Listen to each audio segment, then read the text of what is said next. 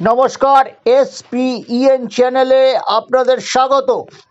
এই মুহূর্তে মেহাবাডান স্পোর্টিংকে নিয়ে খুবই গুরুত্বপূর্ণ এবং চাঞ্চল্যকর খবর রয়েছে।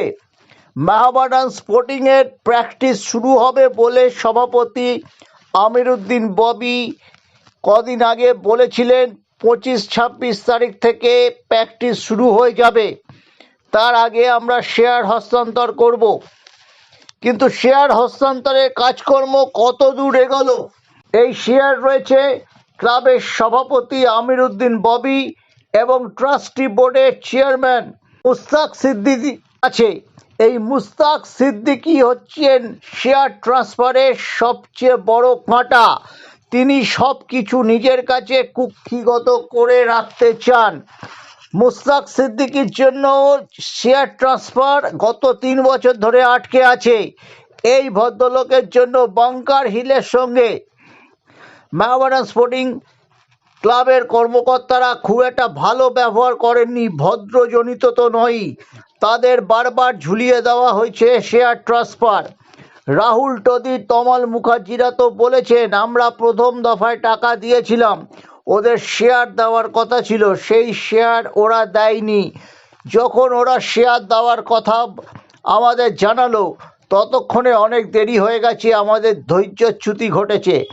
নির্দ্বিধায় বলছি, রাহুল টোডি, তমাল ঘোষালরা মেহাবাডান স্পোর্টিং ক্লাবকে ডুবিয়েছিল, কিন্তু মেহাবাডান স্পোর্টিং ক্লাবেরও দোষ ছিল। এরা শেয়ারটা ছাড়বে না।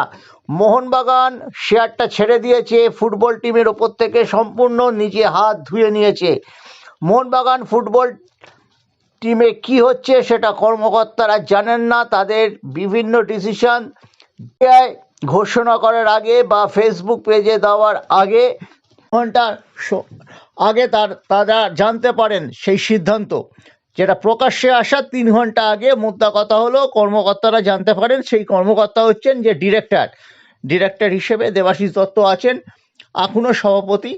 গতবারে সভাপতি ছিলেন না, সচিব ছিলেন, সেই সূত্রেই আছেন। সিনজয়কে এখনও সেখানে নিয়ে যাওয়ার কোনো ভাবনা নেই, সেটা ভিন্ন কথা। কিন্তু মেহাবাডান স্পোর্টিংয়ের ক্ষেত্রে সবচেয়ে বড় কথা হচ্ছে যে মুস্তাক সিদ্দিকী তথাকথিত ওসি পরিষদ বা ট্রাস্টি বোর্ডের যে চেয়ারম্যান, যদিও মেহাবাডান স্পোর্টিং ক্লাব নথিভুক্ত একটি সংস্থা সোসাইটি রেজিস্টার্ড অ্যাক্টে, সেখানে কিন্তু ট্রাস্টি বোর্ড থাকতে পারে না। মোহনবাগানের ট্রাস্টি বোর্ড ছিল। মোহনবাগান ট্রাস্টি বোর্ডে ধীরেন্দ্রের শেষ দিকে যখন এই নিয়ে যুযুধান দুই পক্ষ মামলা করছে, তখন কিন্তু এটা স্ট্রিকচারটা হাইকোর্টই দিয়েছিল। সেখান থেকেই বলছি, তবুও এইখানেও উনি আটকে রেখেছেন। পাশাপাশি আরও একটা চাঞ্চল্য খবর আছে। মেহাবাডানের কোনো সমর্থকই আইএসএলে নিজের দলের খেলা কলকাতায় বসে দেখতে পারবেন না, কারণ কলকাতাতে কোনো ম্যাচ খেলছে না মেহাবাডান স্পোর্টিং। তাদের সাথে জামশেদপুরের কথা হচ্ছে, জামশেদপুরকে তারা বেছে নিয়েছে, জামশেদপুরেই তারা হোম ম্যাচ খেলবে। এখানে দুটো ফ্যাক্টর কাজ করছে। মেহাবাডান স্পোর্টিং বিদেশিহীন দল করতেই পারে, যদি রেলিগেশন না থাকে। বেকার কেন বিদেশিদের বিরুদ্ধে পয়সা নষ্ট করবে, যেখানে টানাটুনির সংসার মেহাবাডান স্পোর্টিংয়ের চিরকালই। কোনো অসুবিধা নেই, তারা যদি স্বদেশি টিম নিয়ে খেলতে চাইছে, একদিক থেকে ভালো করছে। স্বদেশি তো অনেক দলই ছেটে দিচ্ছে। এই তো ইস্টবেঙ্গল 5 জনের বেশি বিদেশি রাখবে না। এই একটি স্ট্রাইকার ও ইউসুফ বলে ছেলেটিকে আনা হচ্ছে, 6 নম্বর কোনো প্লেয়ার থাকছে না। ওখানে এডমুন্ড সুযোগ পাবেন, ডেভিড আরও বেশি করে সুযোগ পাবেন, আমাদের চোখ থাকবে। এবার আমি আবার মেহাবাডান স্পোর্টিংয়ের কথায় ফিরে আসছি। মেহাবাডান স্পোর্টিং জামশেদপুরে খেলতে চলেছে, কোনো হোম ম্যাচ তারা খেলবে না। তাদের কর্মকর্তাদের বক্তব্য হচ্ছে দল হারলে, দল তো অধিকাংশ ম্যাচই হারবে, টিকে থাকাটাই লক্ষ্য, ভালো দল করাটা যখন লক্ষ্য নয়, সেক্ষেত্রে সদস্য সমর্থকরা মাঠে চড়াও হতে পারেন, তাদের ওপর চড়াও হতে পারেন সিএসসির অফিসেও, কারণ এখানে বেশ কিছু মেহাবাডান ফুটবলাররা চাকরি করেন। মেয়েরাজের সাথেও বেশ ভালো সম্পর্ক রয়েছে। মেহাবাডান স্পোর্টিং ক্লাবে রীতিমতো যুদ্ধ চলছে। এই শেয়ার ট্রান্সফার নিয়ে। মোহামেডান স্পোর্টিং কর্মকর্তাদের এই সিদ্ধান্ত নেওয়ার আরও একটি কারণ আছে, কারণ হুমায়ুন কবির সম্প্রতি হুঙ্কার দিয়েছেন, তার কাছে গিয়েছিল বিক্ষুব্ধ সমর্থকরা, তারা বলেছেন আমি দলটা একটু গুছিয়ে নিই, কলকাতার ব্রিগেড গ্রাউন্ডে সভাটা করে নিই, তারপর মোহামেডান স্পোর্টিং নিয়ে মাথা ঘামাবো, অবশ্যই ঘামাবো। সেই জন্য এই যে তিনি প্রচ্ছন্ন থ্রেট করেছিলেন সেটাও জামশেদপুরে নিয়ে যাওয়ার এক অন্যতম কারণ।